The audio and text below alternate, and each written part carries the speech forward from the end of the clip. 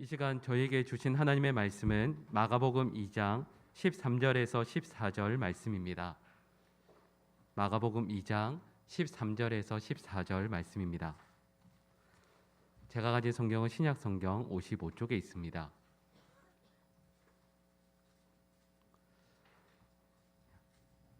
하나님의 말씀을 제가 봉독하겠습니다. 예수께서 다시 바닷가에 나가심에 큰 무리가 나왔거늘 예수께서 그들을 가르치시니라.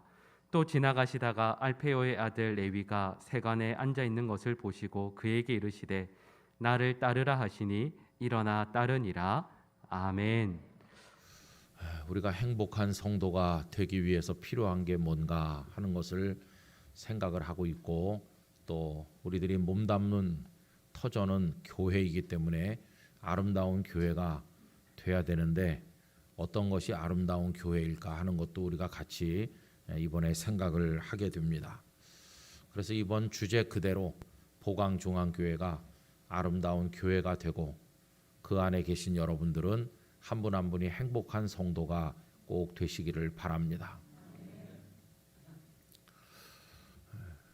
한 80 가까이 된 할머니하고 40대 중반쯤 된 어떤 남자하고 마주 앉아서 심각한 이야기를 하고 있더라는 것이죠. 근데 이 두 사람이 어떤 관계인가 하고 보니까 어머니와 아들 사이인데 굉장히 표정이 딱딱하게 굳어 있고 분위기가 심각하더라는 겁니다. 도대체 왜 이렇게 분위기가 심각한가 했더니 이 아들이 어머니에게 충격을 드리는 말씀을 했기 때문인데, 아들이 뭐라고 말했느냐 하면 별로 교회 가고 싶지 않다, 그렇게 말한 거예요. 그러니까 어머니가 너무나 화가 나고 황당하니까 도대체 왜 교회를 안 가겠다고 하는 것인지 얘기나 좀 들어보자 그랬더니 아들이 3가지 얘기를 했다는 겁니다. 첫째는 주일날 아침에 너무 피곤해서 늘어지게 좀 나도 자고 싶다, 그게 첫 번째 이유고, 두 번째는 가도 재미가 없는데 가보면 장로님들이 기도를 하는데 끝날 줄을 모른다. 얼마나 오래 하는지. 그냥 막 졸다 깨도 아직도 안 끝났고, 그 장로님들의 기도에 너무나 질린다, 질려. 그래서 가고 싶지 않다. 세 번째는 어머니도 알다시피 내가 음악성이 굉장히 뛰어난데 우리 교회 찬양대는 찬양이 말이지 이게 제대로 화음도 안 되고 연습을 했기는 했는 것인지 알 수도 없고 냅다 크게만 부르는데 그냥 너무 힘들다 듣고 있기가. 그래서 나는 별로 그렇게 교회 가고 싶지 않다, 이렇게 말했다는 것이에요. 그 얘기를 가만히 듣던 어머니가 네가 안 갈 이유를 3가지 말하니까 나는 꼭 가야 될 3가지 이유를 말해주겠다. 첫째, 우리가 하나님 앞에 가서 예배를 드리는 것은 컨디션이 좋으면 가고 피곤하면 안 가고 또 가고 싶으면 가고 가기 싫으면 안 가는 선택사항이 아니야. 그런 일이 없기를 바라지만은 중환자실에 산소호흡기 꽂고 가서 눕기 전에는 하나님 앞에 당연히 가는 거야. 마땅히 가서 하나님 앞에 예배를 드리는 게 우리의 본분이지. 그러니까 너는 무조건 가야 된다, 무조건. 피곤해도 가야 되고 어떤 일이 있어도 가야 된다. 두 번째, 왜 너는 자꾸 장로님 핑계대고 찬양대 핑계대냐? 네가 사람 보고 교회 가냐? 우리가 교회 가는 것은 하나님을 배우기 위해서 하나님 높이려고 가는 건데 사람 바라보고 시험에 드느냐? 사람을 보지 말고 사람 너머에 계신 하나님을 바라보고 하나님을 우러러야지. 교회 가서 사람만 보고 오냐? 하나님을 뵙고 와야지. 그러니까 너는 사람의 시험 들지 말고 무조건 가야 되는 거다. 세 번째, 이런 얘기는 정말 유치해서 내가 이런 얘기까지 너한테 해야 되는지 참 기가 찬데 한번 좀 생각 좀 해봐라. 네가 안 가면 그 교회가 어떻게 되냐 도대체. 네가 안 가면 네가 그 교회 담임 목사 아니냐. 담임 목사가 교회를 안 가면 그 교회가 어떻게 되겠어.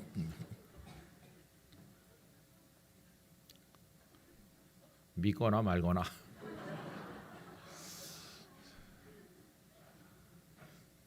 여러분 이런 얘기가요 많습니다. 종류가. 결론은 목사도 교회 가기 싫다.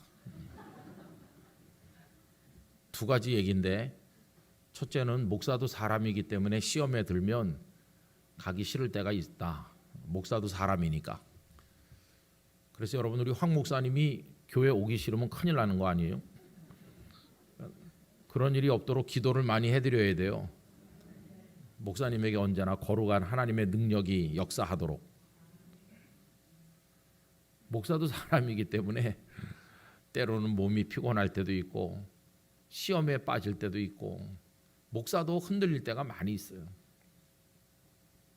그러니까 정말 첫째는 하나님의 은혜, 두 번째로는 성도들의 사랑의 기도, 그게 목회자를 지탱시켜 주는 것이 반드시 여러분 목사님을 위해 기도해야 됩니다. 여러분, 사탄이 얼마나 전략이 뛰어난지 아세요? 사탄은 쫄병 하나 죽이는 거 가지고는 전쟁을 이기지 못한다는 걸 잘 알고 있어요. 옛날에 삼국지 같은 데 보면은 막 10만 명, 20만 명씩 대치해 가지고 전쟁을 하잖아요. 그러면은 누굴 먼저 칩니까? 적장을 먼저 치는 거예요. 장군들끼리 나와가지고 장수들끼리 말을 타고 달리면서 그 장수가 쓰러지면 그 졸개들이 아무리 많아도 그냥 오합지졸인 거예요. 그러니까 교회도 사탄은 목사님을 공격해서 쓰러뜨리면 이긴다는 걸 잘 알고 있어요. 목사님들을 집중 공격합니다. 목사님들이 너무 잘해도 걱정이고 잘 못해도 걱정이에요. 너무 잘하면 사탄이 어떤 전략을 쓰느냐 하면 띄워줘요. 그래가지고 막 붕붕붕붕 띄워주는 거예요. 어휴, 우리 목사님 어쩌면 그렇게 머리끝부터 발끝까지 생긴 것도 목사같이 생겼고 말도 목사같이 하고 어쩌면 저렇게 인자하고 보면 볼수록 잘생긴 것 같고 우리 목사님 진짜 너무너무 훌륭해. 막 이런 식으로 이제 하는 거예요. 그러면 이제 참 목사는 어리석어 가지고 그게 또 사실인 줄로 믿는 거예요. 바보같이. 옛날에 우리 선배 목사님께서 신학교 채플에 설교하러 오셔가지고 이런 설교를 했어요. 나중에 가서 전도사 또 부목사 이렇게 할 때 성도들이 하는 말을 언제나 반대로 들으면 맞다. 그래가지고 아이고 전도사님 오늘 설교가 짱이에요. 그러면 그거 가지고 되겠냐? 이렇게 하는 말로 알아들으면 되는 거라는 거예요. 짱이에요? 그러면서 또 그걸 믿으면 그게 이제 형편없는 목사가 되는 거예요. 그래서 언제나 반대로 들어야 된다고. 목사님 어쩌면 그렇게 사랑이 많으세요? 그러면 그게 사랑이 없다는 말로 듣고 하나님 앞에 더 기도해야 된다는 뜻으로 들으면 실수가 없다는 거예요. 그 다음에 또 어떤 때는 좀 약간 괴팍한 성도가 목사님 오늘 그걸 설교라고 했습니까? 가끔 그런 사람도 있다는 거예요. 그럴 때는 그 말을 고지고대로 들으면은 목회 간도해야 되나 보다. 그러면서 보따리 싸서 가버리면 누가 좋아할까요? 사탄이 좋아하는 거예요. 드디어 가는구나 이렇게. 그것도 반대로 들어야 된대요. 그걸 설교라고 하세요. 이렇게 누가 하면은 반대로 듣고 잘했다는 뜻이구나. 이렇게 들으라는 거예요. 하나님께서 너 잘하고 있어. 힘내. 이렇게 격려하는 말로 들으면 틀림없다. 근데 이제 우리 목회자들은 어리석어 가지고 이걸 잘 몰라요. 그래서 잘한다 그러면 진짜 잘하는 줄로 알고 하늘 끝까지 올라가면 그 다음에 남은 건 뭡니까? 추락하는 것만 남았는데 여러분 추락했을 때 데미지가 언제 더 커요? 높이 갈수록 큰 거예요. 높이 올라갈수록 떨어질 때 충격이 커요. 조금만 올라가면 무릎이나 깨지고 말 텐데 높이 올라갔다 떨어지면 그냥 완전히 박살나는 거예요. 사탄은 이제 좀 잘하면 이제 그런 전략을 써가지고 교만할 대로 교만하게 만들고 우쭐하게 만들고 그래서 이제 목사님을 좌절시키는 거죠. 그 다음에 또 사탄은 목사님이 잘 못해도 그걸 또 공격을 해요. 야, 너 같은 게 어떻게 목사가 돼가지고 목회를 하니? 네가 무슨 자격이 있냐? 이렇게 하고 또 목사님이 된 사람들도 과거에 험하게 살았던 과거가 있는 사람들이 있잖아요. 뭐 사울도 나중에 바울이 된 거니까, 핍박자가 복음 전도자가 된 거니까 전력이 있잖아요. 너같이 형편없는 녀석이 어떻게 말씀을 전도할 수 있냐, 이렇게 그 열등감을 자꾸 그 아픈 구석을 찔러요. 그러면 또 이제 그 목사님들이 힘이 빠지는 거예요. 힘이 빠져가지고. 여러분, 목회자가 교만해도 문제고 열등감에 빠져도 문제인데, 이런 여러 가지 이제 감정적인 혼란이 있을 때 영혼이 고갈되거든요. 거룩한 기쁨, 성령께서 주시는 능력, 천국의 그 무엇으로 채워져야 되는데, 그런 걸로는 바싹 말라서 없고, 칭찬은 많이 받는데 영혼은 메마르고, 굉장히 열등감에 좌절했는데 어디서 채워야 될지 잘 모르고, 하나님 앞에 엎드리는 것도 다 중단됐고, 기도도 안 되고, 이렇게 마음이 이렇게 완전히 이렇게 되면요, 그다음에 무너지는 거예요. 제가 이제 한 17, 18년 된 것 같아요. 부산에 있을 때 울산 근교에 있는 어떤 교회에서 부흥회를 인도해 달라고 했어요. 보통 3일 정도 하는데 그 교회는 이상하게 4일을 해달라고 했어요. 그것도 또 하루에 3번씩. 그러니까 월요일 저녁부터 목요일 저녁까지 하니까 총 설교를 10번이나 하는 굉장히 긴 집회를 하게 됐어요. 근데 그 교회에 대한 정보도 전혀 없고, 그 목사님에 대해서도 아는 것도 하나도 없는데, 하여튼 연락이 와가지고 부흥회를 해주세요. 그래서 알겠습니다. 이래가지고 이제 그 교회를 갔잖아요. 그런데 이상하게 첫날 저녁부터 냉랭한 거예요. 얼마나 냉랭한지 몰라요. 거기는 설교를 열심히 해도 아멘하는 사람도 없고 노멘하는 사람도 없고, 그냥 가만히 있어요. 분위기가 싸늘하게 식었어요.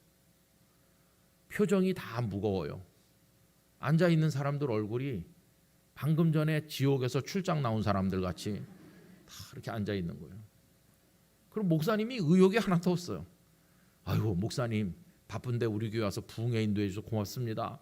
뭐 그래야 되는 거 아니에요? 그런 말도 안 해요. 그런 말도 안 하고, 뭐 커피라도 한 잔 드시겠어요? 그런 말도 안 하고, 나중에 차를 가져왔는데 아무 말도 안 하기 때문에 미안한 게 오히려 저예요. 제가 담임 목사님한테 권하는 거예요. 차 드세요, 목사님은. 누가 주인인지 알 수가 없어. 참 이상한 교회다. 뭐 이런 교회가 다 있나? 부흥회를 왜 하는 거야? 도대체 왜 나를 오라고 했나? 그런데 이게 시간이 안 가는 거예요. 시간이 너무 안 가더라고요. 하여튼 거기서 목요일 저녁까지 하고 와야 되는데, 아휴, 보광중앙교회랑 반대의 교회, 반대. 여기는 너무 여러분들 말씀 잘 들어주셔서 너무너무 편안합니다. 저 자신이 행복합니다. 근데 두 번째 날 점심 때 이제 오전 집회가 끝나니까 보험회사에 다니시는 어떤 여집사님이 우리 목사들을 밥을 사준대요. 그래서 그 바닷가에 있는 울산 바닷가에 횟집에 데려가가지고 생선회를 사주시는 거예요. 상당한 돈을 냈겠죠. 그래서 이제 테이블을 2개를 했어요. 그래서 목사님, 나, 부목사님 이렇게 셋이 앉고, 그 다음에 옆에 테이블에 그 집사님하고 집사님이 또 친구들을 한 2-3명 같이 와가지고 2테이블로 이렇게 앉았어요. 근데 그때도 목사님이 아무 말을 안 해. 그래서 내가 회가 맛있어 보이는데 많이 드시라고 이렇게. 참 그것까지 하면서 부흥회를 하려니까 너무 힘들더라고요. 근데 통 말을 안 하니까 진짜 이상하잖아요. 그래갖고 이제 뭐 먹는 동 마는 동 이렇게 하고 제가 계속 말을 시키는 거예요. 이쪽 상이 썰렁하니까 저쪽에서는 그 집사님들이 너무 긴장을 해가지고 그게 식사가 제대로 안 되죠, 분위기가. 그래서 내가 이런 말도 시키고 하여튼 말을 좀 하게 해보려고. 그래서 이제 목사님 종종 시간이 나면 뭐 운동 같은 거 하세요? 뭐 하세요? 시간 나면 뭐 하세요? 이렇게 물어봤어요. 그랬더니 생판 말을 안 하고 가만히 있던 그 담임 목사님이 갑자기 젓가락을 탁 놓는 거예요. 그러더니 그 다음부터 본물 터지듯이 나오는 거예요, 말이. 근데 그 말이 참 참 슬픈 말을 하는 거예요. 목사님, 어제부터 와서 보시지 않았냐고. 우리 교회 안 됩니다. 안 돼. 제가 와서 지금 여러 해이 됐는데요. 도대체 반응이 없어요. 여기서 뭐 교회가 부흥되겠습니까? 아니 나도 그냥 힘이 다 빠졌어요. 그러면서 해도 되지도 않기 때문에 그냥 아무것도 안 합니다. 나는 그냥. 야, 괜히 물어봤다.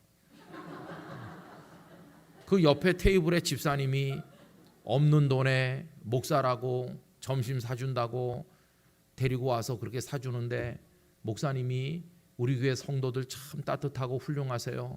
부족한 목사를 위해 기도해 주시고 열심히 전도하고 정말 행복한 교회입니다. 이래야 되는데 한다는 말이 해도 안 되는 교회고 나 그래서 아무것도 안 한다 이러고 있으니까 이게 뭐 도대체 난생 그런 사람 처음 봤어요. 난생. 하여튼 뭐 그렇든 말든지 하여튼 시간은 가는 거고 목요일 저녁까지 끝나고 집에 왔어요. 야, 참 이상한 교회다.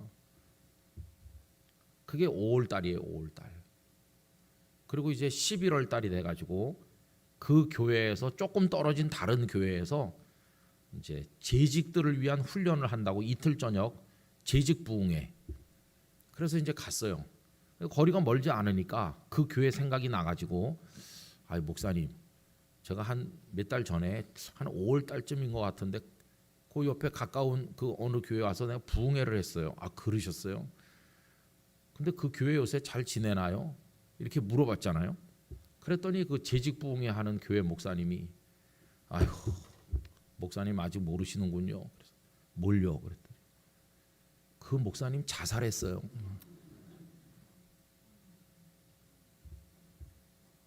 그 아무 말도 안 하던 그 목사님 그렇게 인생을 끝냈어요. 그 다음부터 제가 너무 충격을 받았어요. 그 얘기를 듣고 나니까 눈앞이 캄캄한 거예요. 그때서야 알겠더라고요. 왜 그렇게 준비도 안 된 교회, 뭐 부흥회를 할 준비가 하나도 안 돼 있어요.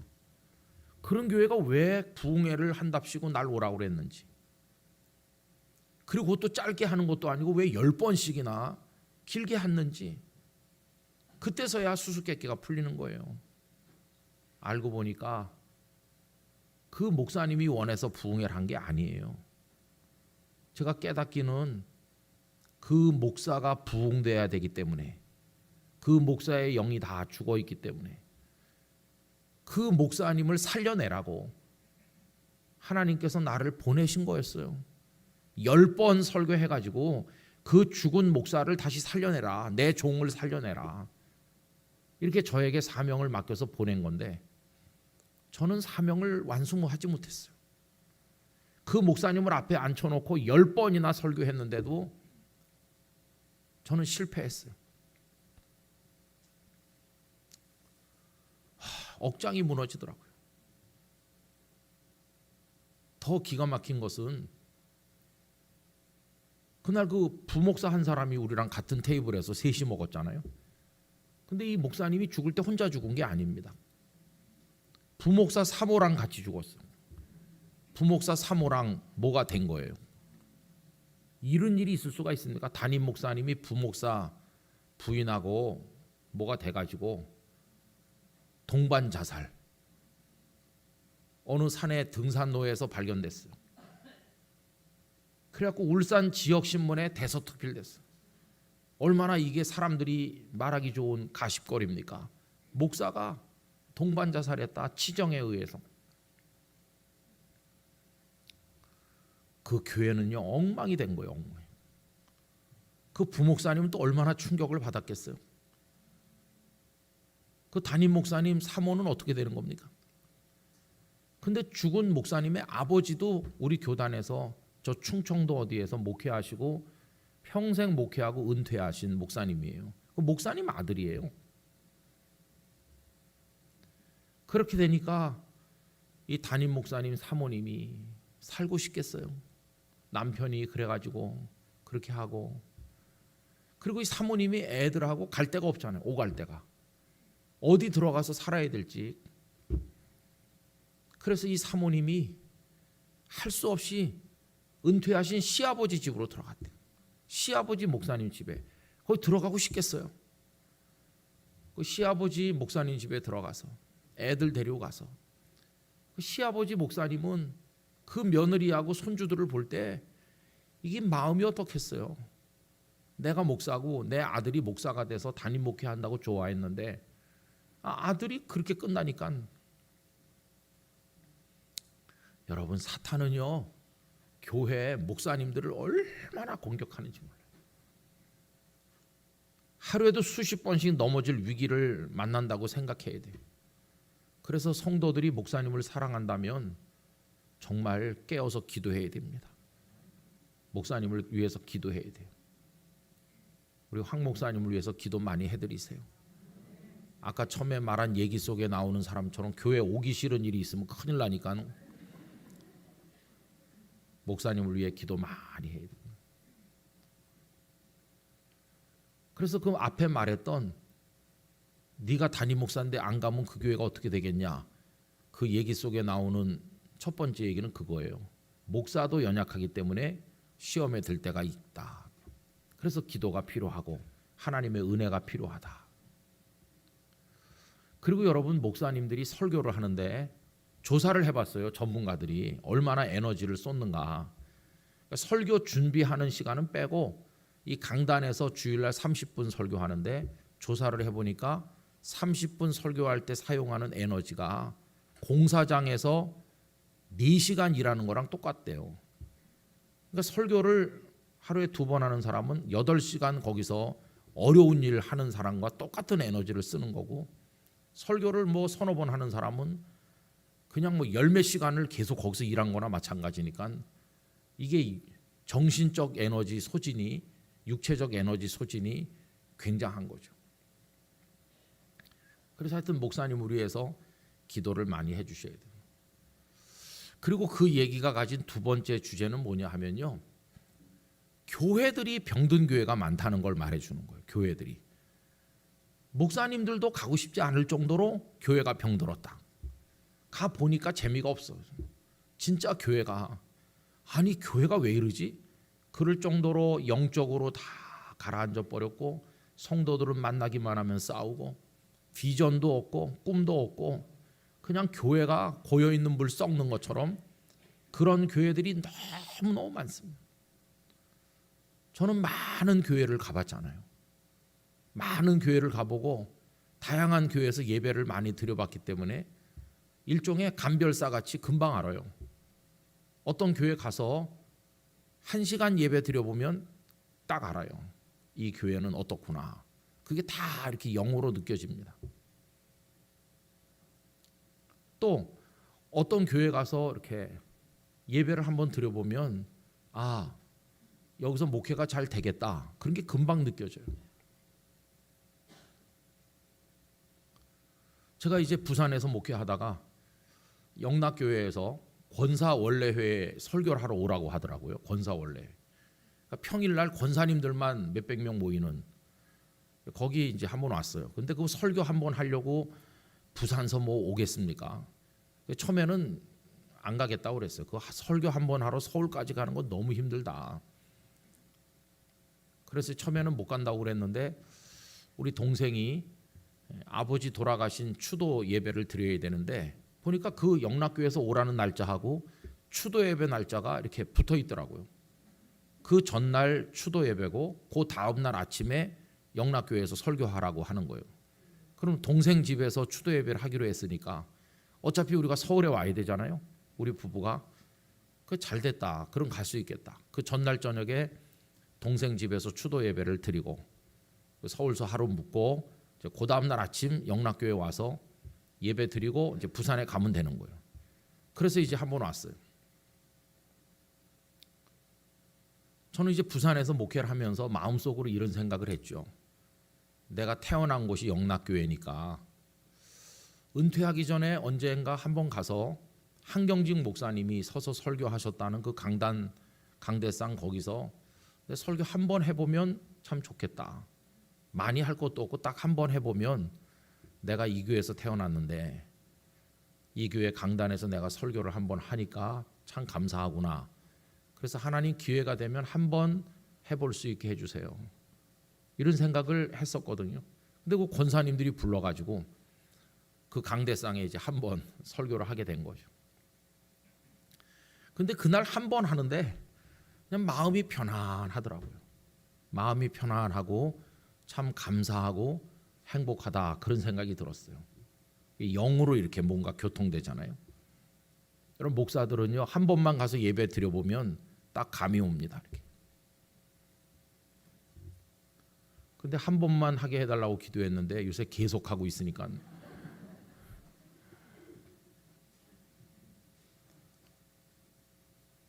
근데 여러분, 교회가요 천층만층이에요. 정말 가보면 설교하기 좋은 교회가 있어요. 그냥 이렇게 말하면 나는 부족하지만 하나님께서 이렇게 역사하시는 게 눈에 보이고 성도들의 마음에 기쁨이 이렇게 깨달음이 생기고 다 그냥 시간 가는 줄 모르고 감사하고 그런 은혜로운 집회가 있는가 하면 어떤 교회는 진짜 안 되는 데도 있어요. 여러분, 교회라고 다 똑같은 게 아닙니다. 우리가 행복한 인생을 살려면요 가정이 평안해야 되잖아요. 가정생활이 기본인데 가정이 깨진 사람은 바깥에서 돈 많이 벌고 출세한 것 같이 보여도 퇴근하고 갈 데가 없는, 가정이 없는 사람 불행하잖아요. 가정이 행복하다, 그 사람 큰 복을 받은 겁니다. 여러분의 가정에 하나님의 축복이 임해서 천국 같은 가정이 되시길 바라요. 가정생활 얼마나 소중합니까? 그냥 가서 편안히 쉴 수 있고 거기서 에너지를 충전할 수 있고 사랑하는 이들과 더불어서 살아가는 그런 가정. 근데 우리 성도에게 있어서 교회는 영적 가정이거든요. 영적 가정. 그래서 교회 와가지고 여기서 정말 하나님이 주신 은혜로 채우고 여기서 행복하고 사랑하는 이들을 만나고 이 교회가 나에게 있어서 진짜 소중한, 가정보다도 어떤 때는 더 소중한 하나님의 축복의 공동체다, 이렇게 돼야 되거든요. 보광중앙교회가 여러분에게 그런 영혼의 가정이 되시기를 축복합니다. 참 내가 보광중앙교회 다니게 된 게 너무너무 감사해. 여러분, 교회가 크다고 다 좋은 게 아니에요. 작다고 다 나쁜 게 아니고 건물이 뭐 훌륭해야 좋은 교회인 게 아니고 그건 다 그냥 인간이 생각하는 껍데기고 다 속임수지. 진짜는 거기 주님의 임재가 있어야 되고 주님의 은혜가 있어야 되는 거예요.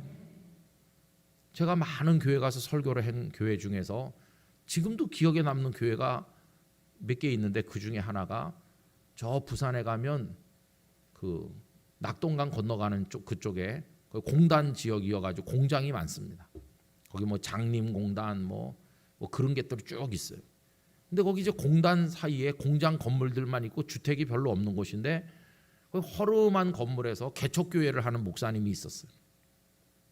우리 교단은 아니고 다른 교단 교회였는데 그 교회에서 주일 저녁에 하루만 와서 같이 예배를 드리자고 그래서 갔어요.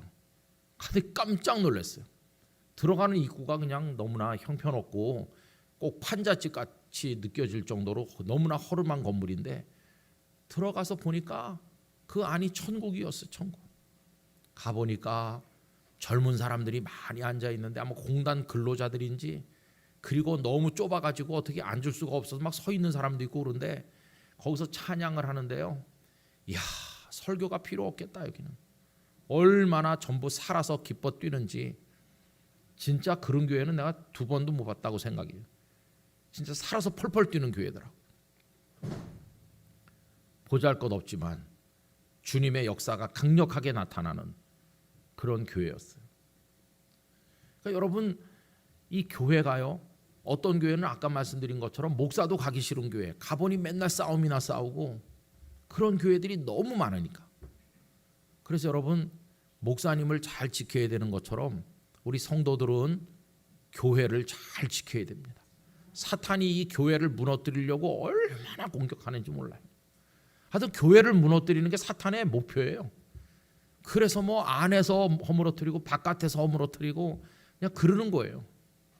그래서 이 교회를 지켜나간다고 하는 게 얼마나 힘들고도 중요한 영적 싸움인지 여러분들이 보강중앙교회를 잘 지키시길 바랍니다.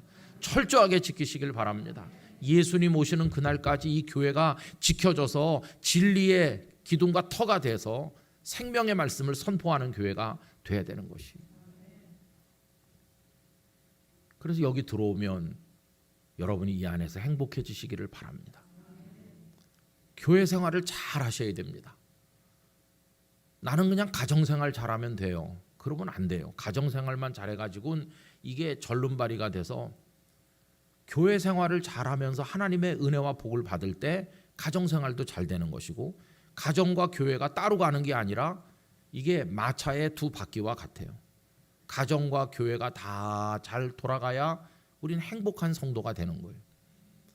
가정이 어떻게 건강한 가정이 되나? 가족들이 다 교회 와서 다 같이 아버지도 어머니도 아이들도 다 같이 은혜를 받아야 이게 가정생활이 또 잘 되는 거고, 가정들이 다 건강할 때 건강한 가정들이 모여야 교회가 또 건강해지는 것이에요. 이게 다 같이 가게 돼 있어요. 어떤 게 먼저고 어떤 게 나중이라고 말할 수가 없을 정도로 함께 가는 것이. 여러분들의 가정의 역사와 보강중앙교회 역사가 함께 흘러가는 것입니다. 보강중앙교회 역사를 쭉 훑어보면 우리 교회가 처음 생겼을 때 우리 할아버지가 여기서 헌신하셨다. 그리고 20년 후에 우리 어머니가 여기서 헌신하셨다. 그리고 지금은 내가 여기서 섬기고 있다. 교회 역사 속에 우리 가정의 역사가 같이 흐르는 것이고, 교회 역사책을 넘기면서 보면은 우리 가족이 거기 다 등장하는 거예요. 남선교회, 여전도회, 학생회 뭐 할 것 없이 그 교회 역사 속에 우리 가정의 역사가 있고, 날줄과 씨줄이 얽히고 설키는 것처럼 그렇게 같이 가는 거예요. 그러니까 우리는 하여튼 가정에서는 교회를 위해 기도해야 되고, 교회는 가정들을 축복하면서 기도해야 되는 거죠. 그러니까 교회가 가정을 신방하고 어려운 가정을 돕고 아픈 가정을 위해서 기도하고 가정을 돌보고, 가정들은 힘을 모아서 교회를 세우고 그 가정의 소득들을 11조를 바치고 이렇게 해가지고 우리 교회를 세우자. 소득은 가정에서 생겼는데 그 가정의 소득을 교회에다 바쳐가지고 교회 재정도 채우고 교회가 그걸로 하나님 기뻐하시는 일도 하고, 그러니까 교회와 가정은 별개가 아닙니다. 그래서 저는 여러분들이 행복한 가정 생활을 하실 뿐만 아니라 행복한 교회 생활을 하시게 되기를 바랍니다. 나는 보강중앙교회 다닌 게 너무 감사해요. 그렇게 하셔야 돼요. 그렇게. 어떠세요? 행복하세요? 좀 두고 볼 겁니까? 아이고, 우리 한국교회 성도들처럼 교회에 불만이 많은 사람이 없어요. 그냥 우리 교회는 뭐가 문제야 그러면서 계속 교회를 옮기는 사람들이 있어요. 오늘은 이곳 내일은 저곳, 교회 찾아 산만리하는, 이 교회 갔다가 저기, 교회를 그냥 서칭하는 거예요. 계속 가보니 뭐 다 그렇고 그렇죠 뭐. 그래서 여러분, 좋은 교회는 찾아다니는 게 아닙니다. 좋은 교회는 어디 있대 그래가지고 쫙 가는, 찾아다니는 게 아니라 좋은 교회는 가꾸는 것입니다. 눈물로, 기도로 가꿔서 좋은 교회를 만들어야지 찾아다니는 게 아니에요. 여러분의 뜰에서 아름다운 꽃이 피어나게 하시기를 바랍니다. 우리 집 화단에는 꽃이 다 죽었고 우리 집 화단에는 되는 게 아무것도 없는데 누구네 집에 가면은 꽃이 만발했대더라. 그럼 맨날 남의 집에 가야 될 거 아니겠어요? 이거 참 불행한 거죠, 그죠? 누구네 집에 가면은 샘이 있다더라. 그럼 맨날 빈 그릇 들고 가서 물 떠와야 될 거 아니겠어요? 그러나 우리 집 마당에서 생수가 솟고 우리 집 마당에서 꽃들이 피어나고 그냥 내 집 마당에서 다 해결되면 그게 얼마나 놀라운 축복입니까? 이 교회 안에, 보강중앙교회 안에서 은혜의 생수가 솟고 여기서 떠서 마시면 다른 데 하나도 부러울 때도 없고 그냥 은혜가 충만하다 여기서. 그리고 여기서 하나님 기뻐하는 열매들이 주렁주렁 맺히고. 그렇죠? 보강중앙교회를 여러분들이 사랑으로 가꾸셔야 되는 것이. 이제 예배당을 지으시게 되는데 굉장히 가슴 떨리고 흥분되는 일이죠. 예배당을 짓는 건 굉장히 흥분되는 일입니다. 그리고 한 사람의 성도가 정상적인 신앙생활을 하는 사람이라면 평생에 예배당 짓는 일을 그저 한 번이나 경험하지 두 번 경험하기도 어려워요. 그렇죠? 만약에 어떤 교회 등록을 해서 내가 20살에 그 교회 갔다, 80살까지 그 교회 다녔다, 그러다 하늘나라 갔다 이렇게 하면은 이 사람이 한 40살 됐을 때 예배당을 한번 지면 돌아가실 때까지 그 예배당이 그대로지 또 부수고 또 짓고 그런 일이 거의 없잖아요. 그러니까 평생에 예배당 짓는 건 한 번 하는 거예요. 그러니까 여러분 이번에 굉장한 결심과 다짐을 가지고 기도 많이 하셔야 됩니다. 건축은요 참 어려운 과정이에요. 저도 부산에 있을 때 예배당도 짓고 센터도 짓고 뭐 이런 거 접었는데 건축은 정말 힘들어요. 돈이 있어도 힘들고 없어도 힘들어요. 돈이 없으면 물론 좀 더 힘들죠. 근데 건축을 하면 다 모두가 이제 흥분하고 다 관심이 많다 보니까 생각이 또 다 다르잖아요. 우리 예배당 제가 부산서 질 때도 얼마나 힘들었는지, 돈도 없이 빚을 몇십억을 졌는데 거기다 IMF까지 와가지고 시공회사가 없어져 버렸지, 공사 중단됐지, 성도들은 다 실직자가 돼가지고 교회 재정이 확 줄었죠. 이자가 폭등해가지고 19% 20% 되는데 그 빚이 많으니까 이자가 감당을 못하는 거예요. 매달 수천만 원의 이자를 내야 되는데 그때 교인이라고 한 300명 조금 넘는데 헌금 들어오는 거 다 갖다 이자를 줘도 모자랄 정도로 막판에 몰렸어. 그러니까 성도들이 그다음부터 열이 받쳐가지고 싸우기 시작하는 거예요. 막 이렇게 해야 된다 저렇게 해야 된다 싸우고, 심지어는 제가 다른 교회 설교하러 갔다 오니까 뒤숭숭하더라고요. 왜 이런가 했더니 교회 마당에서 장로님들끼리 멱살 잡고 싸우고 그랬다고 그러더라고요. 저 없는 동안에. 이게 도대체 교회인가? 회계 집사님이 목사님 이달에 수천만 원 이자를 내야 되는데 제 통장에 지금 800만 원이 전부 답니다. 부도 나는 거예요. 부도. 예배당 짓다가 교회 부도 나서 공중분해되게 생겼어요. 성도들은 다 갈갈이 갈라져 갖고 싸우지, 멱살잡이를 하지. 저는 뭐 경험이 많은 목사도 아니고 그때 겨우 나이 40 정도밖에 안 됐는데 뭐 어떻게 돈을 찍어낼 수도 없고, 뭐 제가 뭐 언제 집을 접은 적이 있습니까? 막막하잖아요. IMF가 와가지고 있는데 기업들이 다 도산하고 그러는데 참 어렵더라고요. 예배당을 짓는 건 진짜 어려운 겁니다. 거기서 목사가 처신하기도 어렵더라고요. 어느 날 성도님들이 찾아와요. 목사님, 이번에 벽돌을 정해야 되는데 교회는 아무래도 빨간 벽돌이 좋지 않겠습니까? 우리는 빨간 벽돌을 원합니다. 목사님도 그러시죠? 거기 걸려 넘어가면 큰일이에요. 그럼 나가서 뭐라고 말하겠습니까? 우리 목사님 빨간 벽돌이 좋대 이렇게 말하거든요. 그럼 이제 그 다음 날 노란 벽돌파가 와가지고 목사님 내가 어디 가다 보니까 노란 벽돌로 하니까 산뜻한 게 아주 화사한 게 멋지더라고요. 맨날 그냥 빨갛게만 하니까 좀 이상하고 칙칙한데 좀 밝은 색깔로. 목사님도 그렇죠? 이렇게. 어떤 사람 또 짙은 고동색으로 지은 걸 봤는데 무게감이 있고 좋더라고. 교회는 좀 무게감이 육중한 맛이 있어야 되지 않겠어요? 벽돌 색깔 가지고 막 싸우는 거예요. 그거 다 장로님들이 이제 거기 섞여 있는 거죠. 목사님도 그렇죠. 자꾸 이렇게. 저는 가만히 있다가 오 주여 나는 무슨 색을 좋아하나이까? 나도 나를 잘 모르겠어요. 그래서 이렇게 말했어요. 나는 생명이라 색을 잘 모른다고. 나는 그냥 튼튼하게만 하면 좋다고. 무슨 색깔로 하든 튼튼하게만 하면은 나는 좋아요. 그렇게 말했어요. 근데 저는 생명이 아닙니다. 생명이 아니지만 생명이 되고 싶더라고요. 너무 괴로워가지고.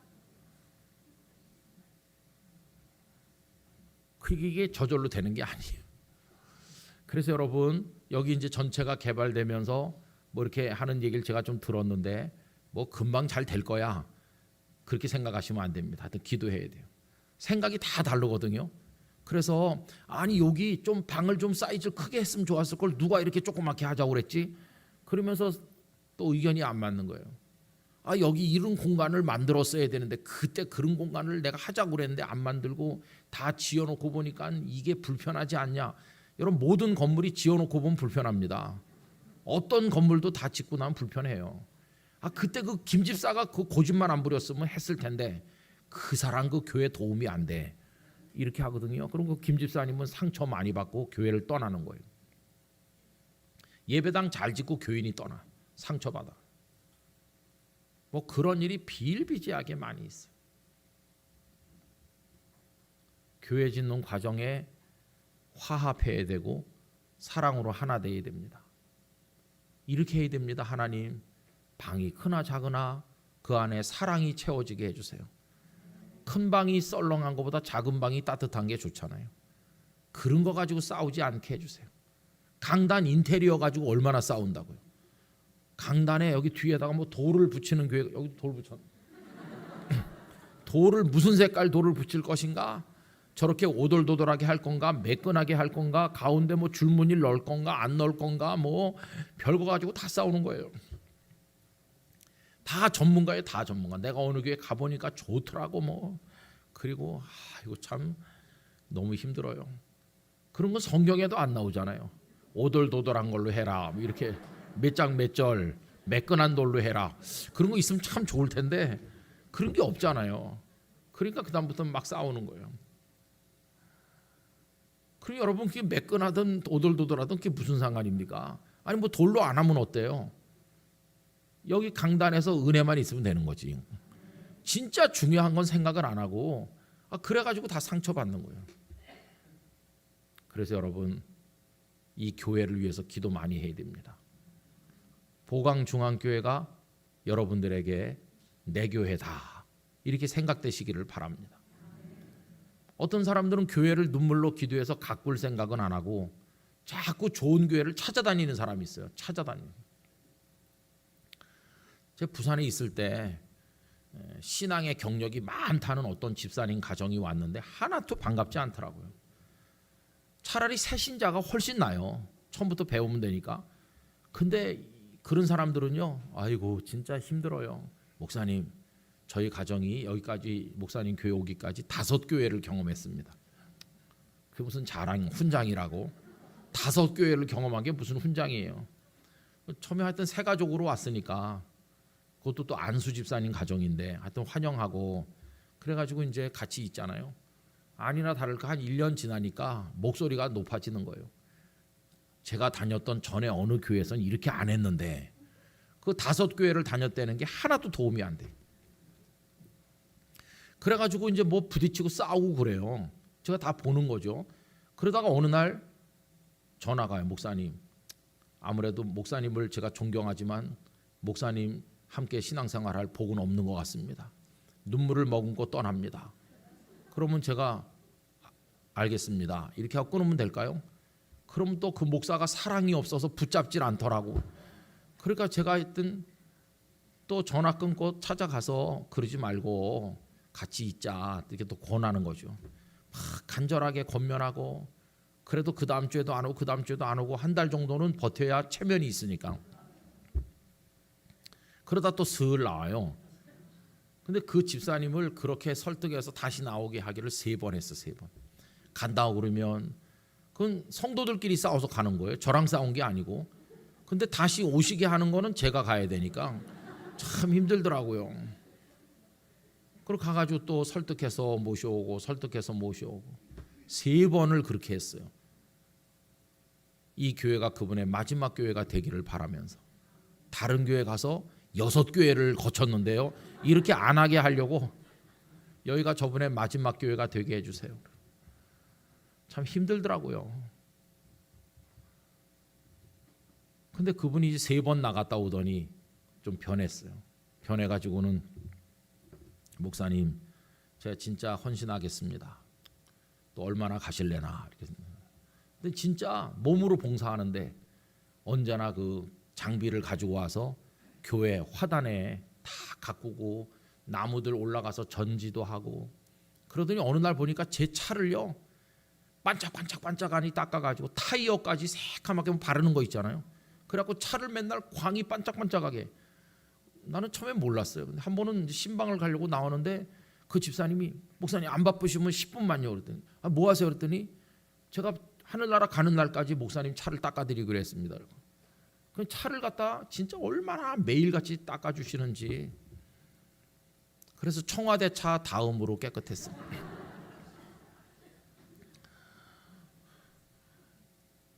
그래가지고 그 집사님이 진짜 병 들어가지고 누울 때까지 그 제 차를 닦아줬습니다.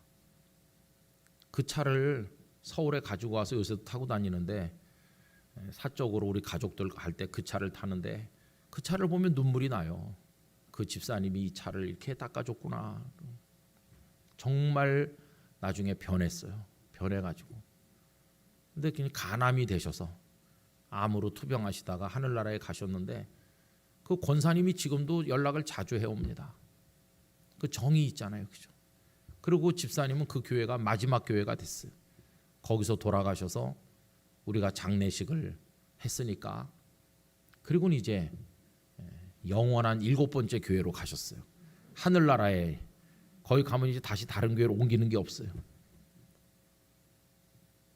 그러니까 이제 이렇게 옮겨 다니는 건 그건 내 교회가 아닌 거예요, 그죠? 여러분 보강중앙교회가 이게 내 교회가 돼야 되는 겁니다. 그래야 다른 데 기웃거리지 않아요. 여기가 내 교회가 맞나 알 수 있는 방법이 몇 가지 있어요. 보강중앙교회가 여러분에게 이 교회는 내 교회야 이렇게 말할 수 있으려면 몇 가지 있어야 돼요. 첫째는 여기 들어와 앉으시면 편안하셔야 됩니다. 안방 아랫목에 앉으신 것 같이 편안하셔야 돼요.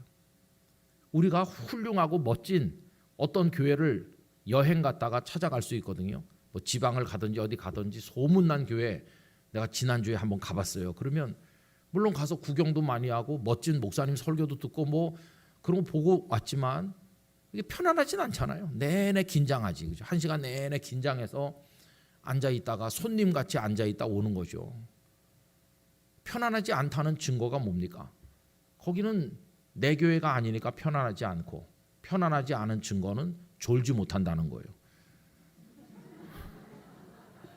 근데 여기 보강중앙교회는 들어오기만 하면 잠이 와. 왜냐하면 내 교회니까 우리 집 아랫목이니까 그냥 뭐 목사님이 뭐라고 하든지 잠이 온다. 그래서 여러분 목사님 여기 주무시는 분을 야단치면 안 돼요. 절대 주무시는 분은 딴 교회 안 갑니다. 얼마나 편하면 잠이 그냥 쏟아지겠어요.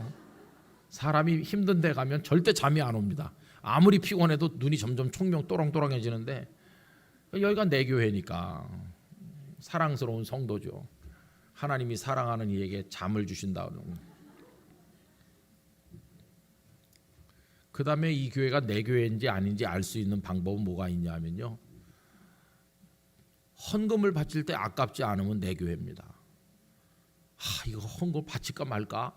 좀 깎을까? 좀 붙일까? 이렇게 계산하면서 봉투에서 돈을 꺼냈다 넣었다 하면서 이러다 바치면 아직 멀었고요.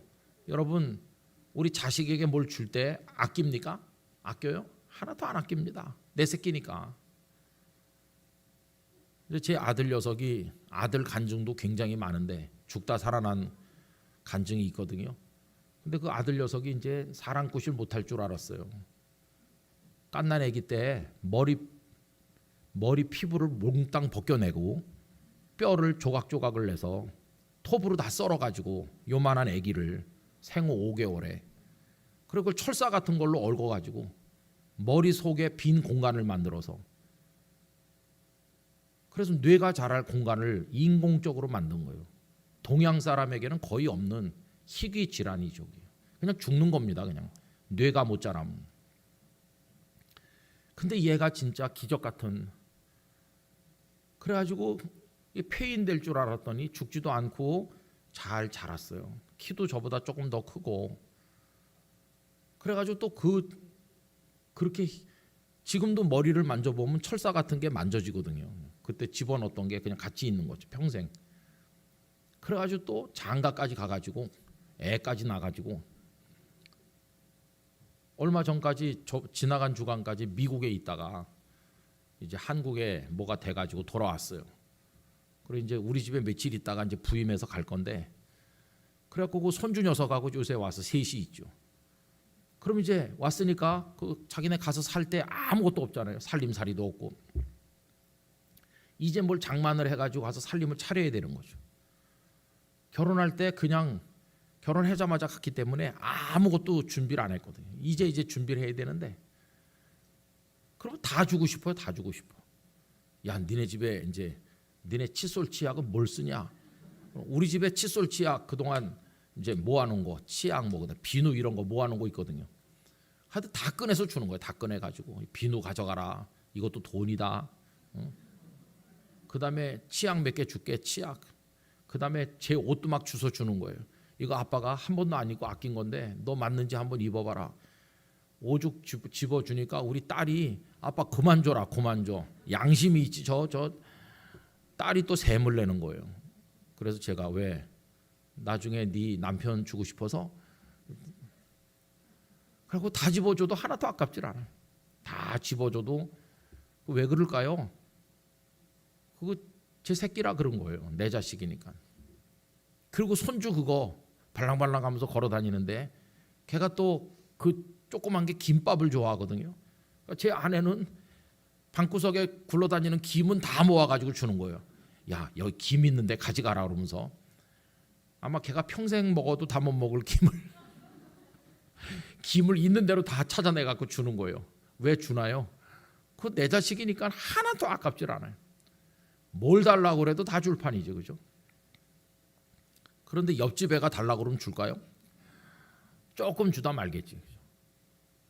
여러분, 이 교회가 여러분의 교회면요, 여기다가 뭘 갖다 바쳐도 아깝지 않습니다. 내 교회니까. 내 교회. 예수님이 사랑하시는 교회. 내가 사랑하는 나의 교회. 내가 여기서 세상 떠나면 여기 성도들이 나의 장례를 해줄 것이고, 우리 가족들을 위로해 줄 것이고, 나는 여기서 살다가 여기서 하나님 나라로 간다. 우리 아이가 여기서 결혼하고 우리 아이가 여기서 유아 세례 받고, 이 교회 없이는 우리 가정은 못 산다. 여기가 바로 고향과 같은 것이죠. 그래서 교회를 사랑해야 되는 것이죠. 그리고 여러분, 이 보광중앙교회를 여러분이 평생에 사랑할 정말 하나님의 축복의 통로가 되는 그런 교회로 하려면 이 교회 안에 정말 사랑이 넘쳐야 됩니다. 사랑. 이제 오늘 읽은 본문 얘기를 하고 마치려고 하는데, 여러분 오늘 본문 말씀을 2절 말씀을 읽었잖아요. 거기 13절, 14절 이렇게 별로 내용이 연결되는 것 같지 않아요, 그죠?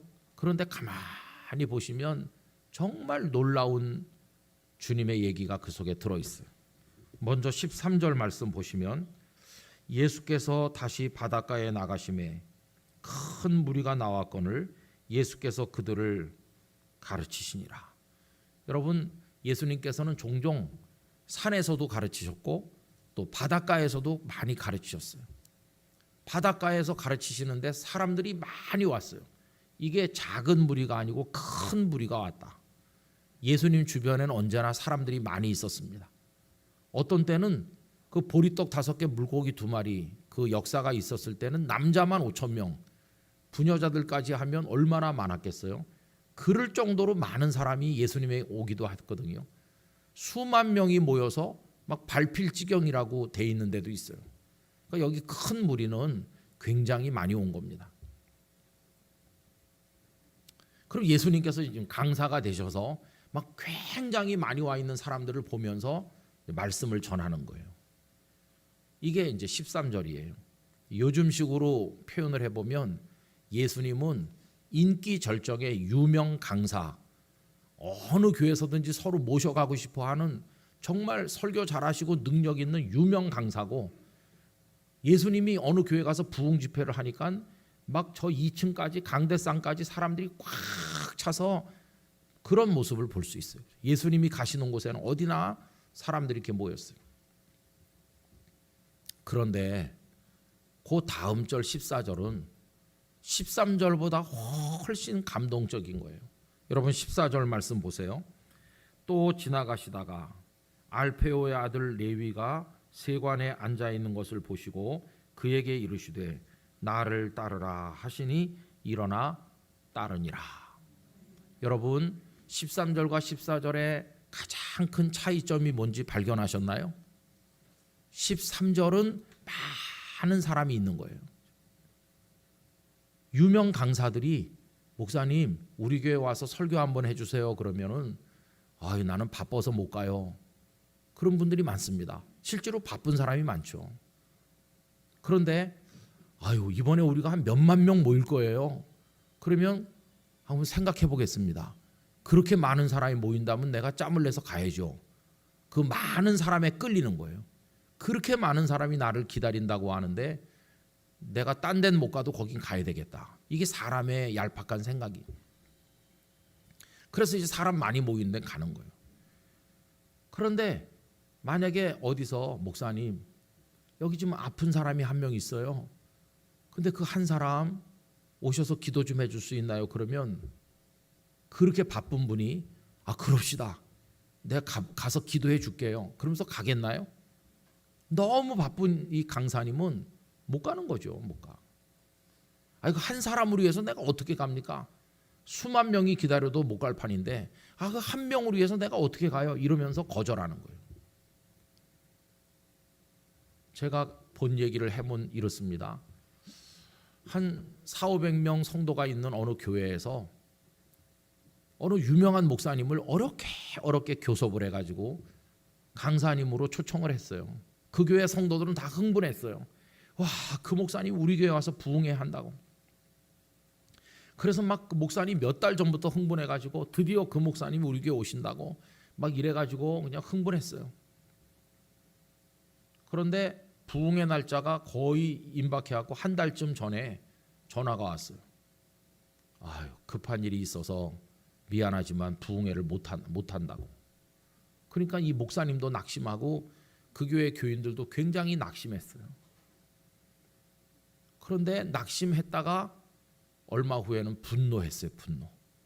왜냐하면 급한 일이 있어서 못 온다던 그 목사님이 그 교회에서 과히 멀리 떨어지지 않은 그 교회보다 10배쯤 큰 교회에 온 거예요.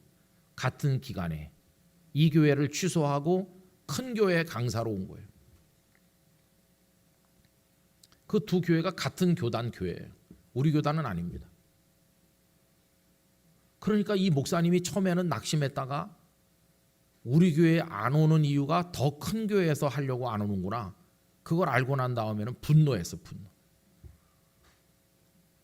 그래가지고 저에게까지도 그 사람 목사가 아니라고.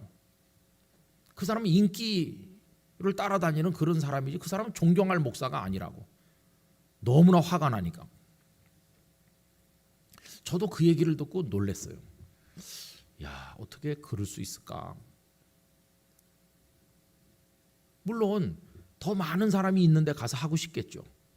그렇지만은 그 교회가 그렇게 어렵게 연락했을 때는 그리고 약속을 했으면 그 교회 성도가 뭐 많든 적든 거기 서너 명밖에 없다고 그래도 신실하게 갔어야 되는 거 아니겠어요? 근데 여러분 그게 현실이 그래요. 현실이. 이게 참 안타까운 겁니다. 그런데 오늘 본문에 보면 13절은 바닷가에 많은 사람이 있잖아요. 예수님 잘 나가는 강사잖아요. 인기 절정의 강사인데 예수님은 13절에서 그렇게 멋지게 가르치시고 14절에 그 동일하신 예수님이 단 한 명을 위해서 시간을 내시는 거예요. 근데 그 단 한 명이 왕입니까? 로마 황제쯤 되나요? 아니요. 유대 사회에서 인간 취급도 못 받는 세리. 형편없는 세리. 그것도 또 세리 수천 명도 아니고 세리 한 명. 그것도 또 찾아오라고 그래라 이렇게 부른 게 아니에요. 부른 게 아니고 당신이 찾아가셔서 직접 찾아가서 그를 만나 주신 거예요. 여러분 14절 말씀을 가만히 읽고 있으면 눈물이 나는 거죠. 이 세리가 바로 나다. 주님께서 나 같은 거 죄인, 형편없는 인간, 나 같은 거 무시하고 쳐다보지도 않으실 수도 있는데 날 오라고 부르시기만 해도 황송할 판인데 부르신 게 아니라 당신이 찾아와 주시다니. 내 인생의 문을 놓고 하시고. 여러분이 세리 레위가 마태죠. 마태복음을 기록한 마태. 저는 이 말씀을 가지고 많은 생각을 해봤어요. 그날 그 사무실에 가셔서 무슨 말씀했을까? 아마 이런 말씀하셨을 것 같아요. 예수님이 사무실 문을 열고 들어오니까 이 사람이 너무 놀래가지고 깜짝 놀랐을 거예요. 아니 당신은 예수 선생님이 아니십니까? 이렇게 저명하고 능력 많은 선생님이 어떻게 이 누추한 세리 인간 대접도 못 받는 제 사무실에 오셨습니까? 예수님 뭐라고 그랬겠어요? 마태야, 레위야, 너 왜 바닷가에 안 왔니? 바닷가에 사람들 많이 왔었어. 내가 널 찾아봤는데 네 얼굴이 안 보이더라. 그래서 내가 찾아온 거야. 네가 못 온 거 내가 알지. 네가 만약에 거기 나타나면 사람들이 다 널 욕하겠지. 저 세리놈이 왜 왔나 여기. 부정하게. 그러면서 널 쫓아내겠지. 너 그래서 못 왔지. 그리고 너 업무를 보느라고 못 왔겠지. 네가 못 오니까 내가 왔어. 여러분 네가 못 오니까 내가 왔다. 이게 구원의 축복이거든요. 우리가 천국으로 올라갈 수가 없잖아요. 우리가 못 가니까 주님이 하늘 보좌를 비우고 땅에 내려오신 거잖아요. 우리가 하나님께로 못 가기 때문에 그분이 우리에게 오신 거 아닙니까? 네가 못 왔기 때문에 내가 왔다. 그래서 주님이 이 땅에 오신 거예요. 그리고 사람들이 너를 사람으로 취급하지 않지만 나는 너를 똑같이 사랑한다. 똑같이 사랑해. 똑같이 사랑할 뿐만 아니라 너를 내 제자로 삼으려고 한다. 이 마태가요 그냥 그 순간에 무너져 내리는 거예요. 그 사랑 앞에서 확 엎어져가지고 당신의 말씀이라면 뭐든지 따르겠습니다. 그 세리 그거 다 집어치우고 그날로 예수님의 제자가 되는 거예요. 여러분 이 마태 레위가 우리 자신이라고 생각해 본다면은 이보다 더 큰 사랑이 어디 있습니까? 우리가 오늘 이 자리에 있는 것은 주님이 우리 인생의 문을 놓고 하셨기 때문이에요. 주님 우리를 찾아오셨기 때문이에요. 그래서 우리가 구원받은 거예요.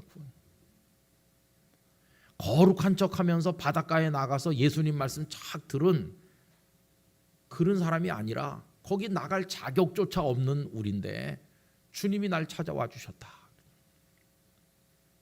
여러분 이게 사랑입니다. 사랑. 그럼 주님이 바닷가에서 말씀을 가르치실 때 그 앉아있는 많은 사람들을 보시잖아요. 그런데 사랑과 주님의 차이가 여기 있어요. 사람들은 거기 와 있는 사람의 얼굴을 봅니다. 옆집에 요셉도 왔고 뒷집에 시몬도 왔고 시몬 여동생 에스더도 왔더라. 이런 식으로 와 있는 사람을 봅니다. 사람들은. 그러나 예수님의 눈은 다릅니다. 예수님의 눈은 오지 않은 사람의 얼굴을 보는 거예요. 오지 않은 사람의 얼굴. 그 바닷가에서 예수님은 오지 않은 마태의 얼굴을 보시고 그 집회가 끝나자마자 마태를 찾아가신 거예요. 여러분 교회가 사랑이 많으려면 와 있는 사람만 보면 안 됩니다. 주일날 와 있는 사람만 보면 안 되고 와 있어야 되는데 안 보이는 사람, 와 있어야 되는데 안 보이는 사람의 얼굴을 볼 수 있는 마음의 눈을 성도들이 가지셔야 됩니다. 그리고 그를 찾아가야 되는 거죠. 왜 못 왔을까? 그게 사랑이에요. 그래서 그 사람을 사랑해서 그 사람으로 하여금 올 수 있게 만들어주는.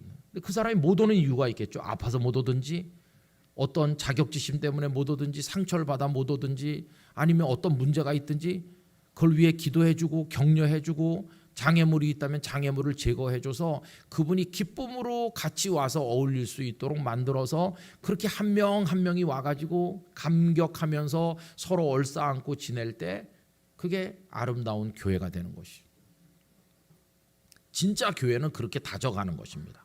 한 사람 한 사람. 그런데 교회가 시험에 들면요, 반대 일을 하는 거예요. 반대. 와 있는 사람을 당신 이렇게 지적하면서 상처를 줘갖고 한 사람 쫓아내고 또 한 사람 쫓아내고 그렇게 쫓아내는 교회가 있어요.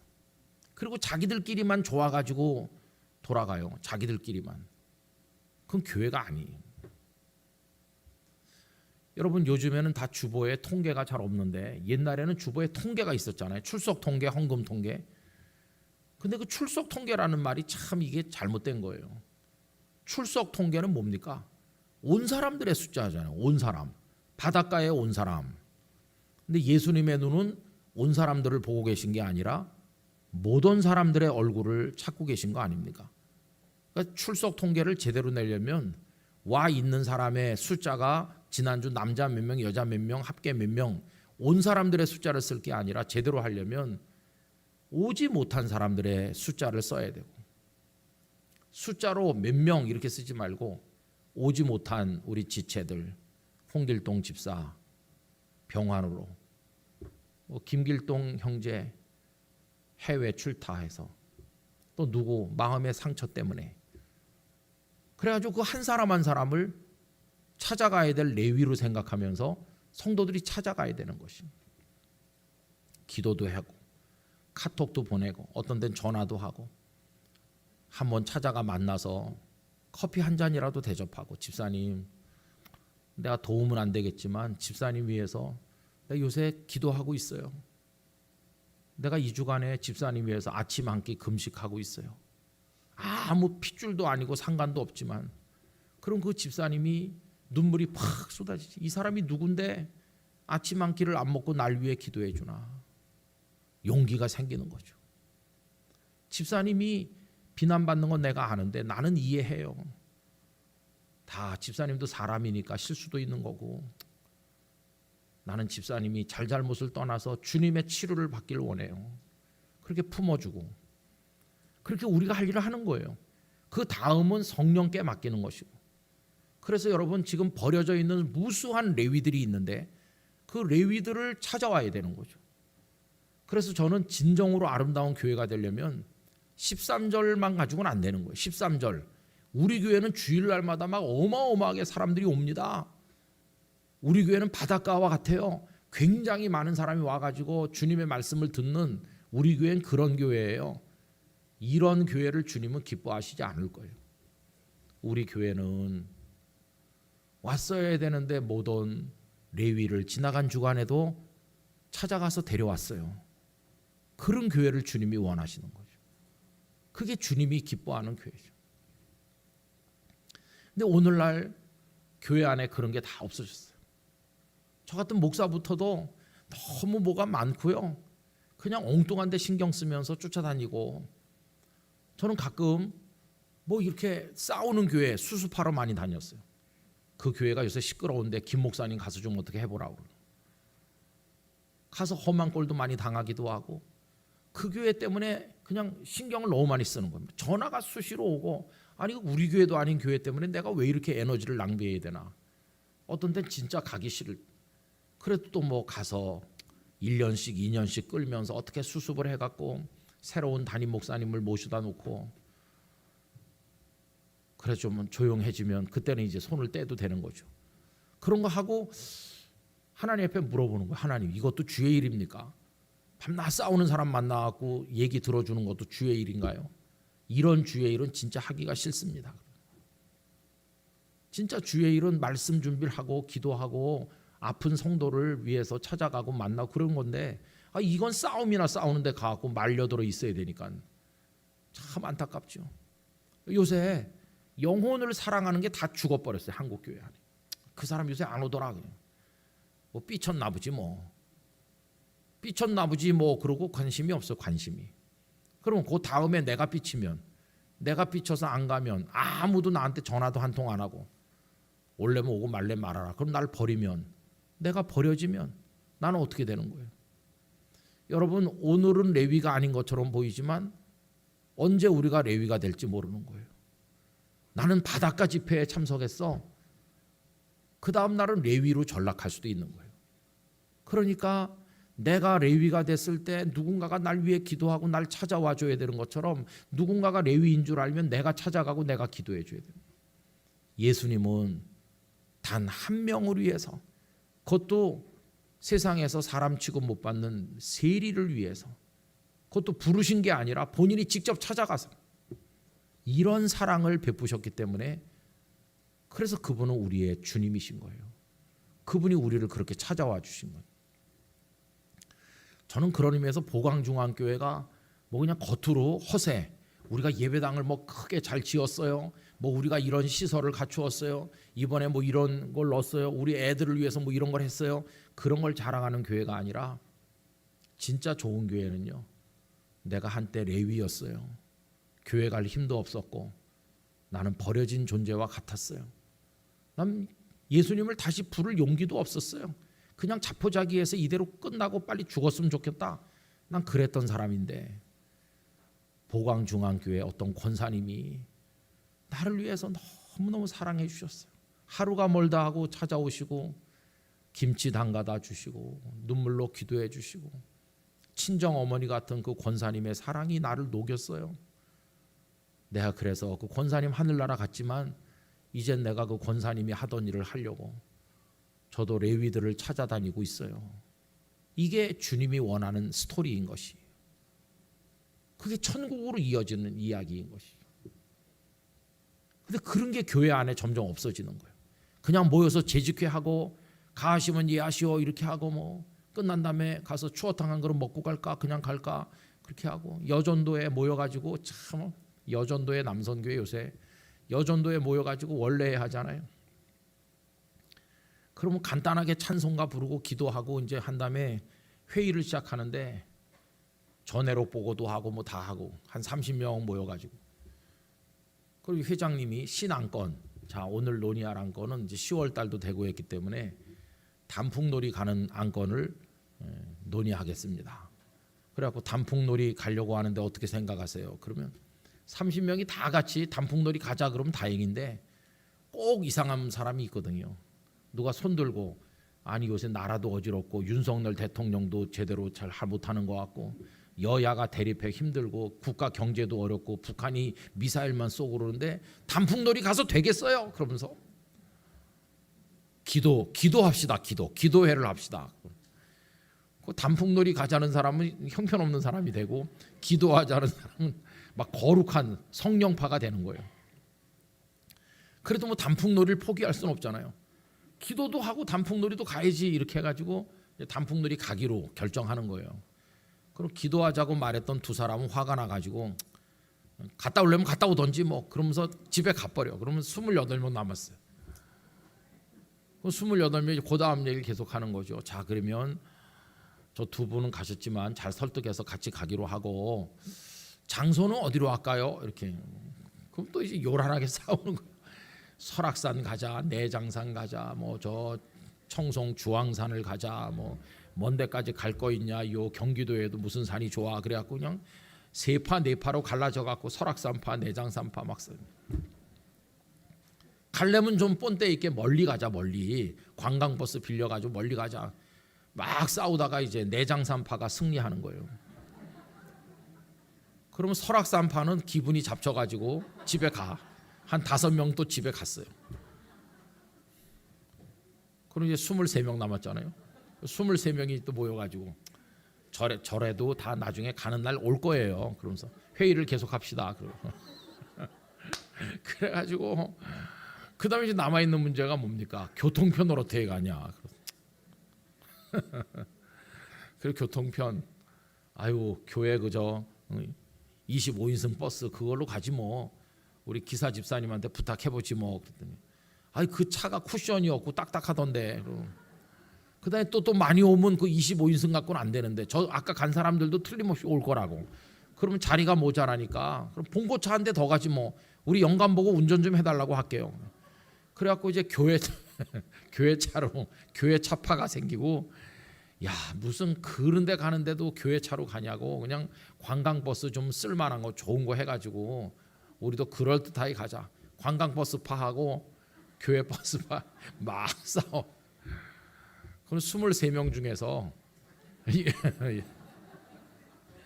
10명은 집에 가요. 화가 나가지고. 관광버스파가 승리하는 거예요. 그럼 이제 13명 남았어요. 13명. 우리가 버스 빌리면 저 사람들도 다 그날 올 거니까 회의를 계속합시다. 그래가지고 이제 마지막 남은 게 뭔지 아세요? 점심을 어떻게 할까? 점심을 교회에서 해가지고 가나, 거기 가서 사 먹나, 의견이 맞질 않아요.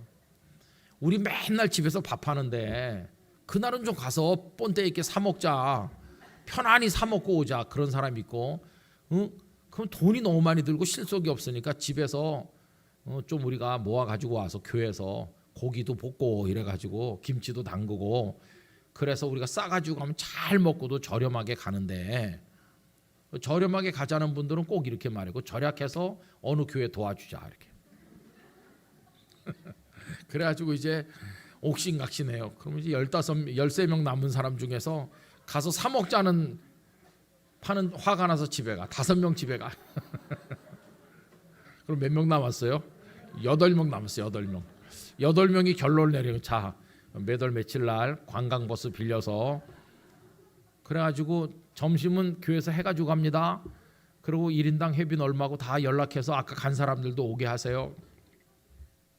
그래갖고 이제 맡은 총무 집사님이 발발이 전화 돌리는 거예요. 화를 풀고 그날 와, 그날 와서 같이 가. 꼭 뭐 설악산만 가야 되냐? 내장산도 좋아. 그리고 관광버스 어차피 빌린 거니까 자리 많으니까 와. 뭐 아무리 전화 돌리고 그래도 이게 한번 삐치면 잘 안 옵니다. 니네끼리 갔다 와 그러면서. 그래가지고 이제 한 달 지났어요. 이제 그 다음 달 원래 해 또 30명이 모였어. 그래가지고 이제 전 회록 보고하는 거. 지난달 사업. 뭘 보고할까요? 그 단풍놀이 그 갔다 온 거 보고하잖아요. 그런데 총무가 나와서 지난달 보고하겠습니다. 그러면서 단풍놀이를 8명이 갈 건데 한 명은 갑자기 급한 사정이 있어서 못 가고 그 7명만 간 거예요. 화난 사람들은 아무도 안 오고, 그래서 관광버스도 취소하고 그냥 교회 봉고차로 영감한테 부탁해서 그리고 그 7명이 밥을 해가려고 가니까 너무 귀찮아가지고 그냥 사 먹고 왔다. 우리 보광중앙교회는 어떻게 하세요? 그런 거나 열심히 하고 있어요. 여전도회 남성교회가. 레위를 찾아갈 생각을 안 해. 레위. 오히려 레위를 많이 만들어요. 그 단풍놀이 안 간 사람 다 레위가 되는 거. 레위. 찾아가야 될 레위를 많이 만들고 찾아가지도 않고. 그럼 그 다음 달은 이제 단풍놀이 대신 딴 게 뭐가 나오겠죠. 그래서 딴 게. 그러니까 이게 안 되는 거예요. 여러분 꼭 뭐 여전도에서 결의를 해야 가하시면 예해서 해야 레위를 찾아갑니까? 그냥 레위는 그냥 내가 기도하고 누군가를 사랑하면 그냥 찾아가면 되는 거예요. 그죠? 저는 우리 성도님들에게 보광중앙교회 레위들을 볼 수 있는 눈이 열리시길 바랍니다. 그게 사랑의 눈입니다. 사랑의 눈. 그래서 찾아가서 그 사람이 듣든지 안 듣든지 내가 위에서 기도하고 있어요. 힘내세요. 좋은 신앙서적도 하나 주고 뭐 읽든지 안 읽든지. 그럼 주님께서 그래 내가 찾아가야 되는데 네가 갔구나. 나의 발품을 네가 대신해 줬구나. 고맙다. 너는 나의 분신과도 같다. 네가 이 땅에서 내가 할 일을 하는구나. 그때 주님의 종이 되는 거예요. 여러분 이게 진짜 교회 모습 아니겠어요? 우리는 엉뚱한 데 쏟고 있는 거예요. 지금 참된 이 교회 모습을 다 잃어버렸어요. 여러분 여기 레위를 찾아가신 예수님, 마가복음 2장 14절, 이것 때문에 우리도 구원받은 줄 믿고 이젠 우리가 그걸 해야 될 때가 됐어. 보광중앙교회가 오늘 저녁에 말씀드린 여러 가지 얘기를 말씀드렸는데 목사님이 든든히 서 있고 목사님이 언제나 은혜 가운데 충만하고 사탄의 공격을 다 물리칠 영권을 가지고 성도들이 교회를 내 가정처럼 사랑하고 이 교회를 위해 기도하고 이 교회가 진리의 기둥과 터가 돼서 여러분들이 여기서 말씀을 공급받고 은혜와 축복을 받고 그러면서 레위를 찾아오고 그러면서 한 사람 한 사람 이렇게 다독거리면서 천국을 향해 같이 걸어가는 것이에요. 그렇게 할 때 이 교회가 아름다운 교회가 되는 것이고 여러분은 행복한 성도가 되는 것이에요. 이 주제가 그렇게 될 때 이루어지는 것이에요. 여러분들에게 그런 축복이 임하시기를 기원합니다. 기도하겠습니다. 아버지 하나님, 보광중앙교회 주님의 보혈로 세우신 교회입니다. 주님의 교회입니다. 주님께서 주님 오시는 그날까지 인도해 주시옵소서. 이 교회가 주님의 뜻에 맞는 교회, 성도들에게 축복의 통로가 되는 교회, 진리의 통로, 은혜의 통로, 생명의 통로가 되게 하여 주시옵소서. 예수님께서 레위를 찾아가시던 그런 사랑의 마음으로 서로를 바라보게 해주시고 이 교회를 통해 행복한 성도가 되게 해 주시옵소서. 예수님의 이름으로 기도하옵나이다. 아멘.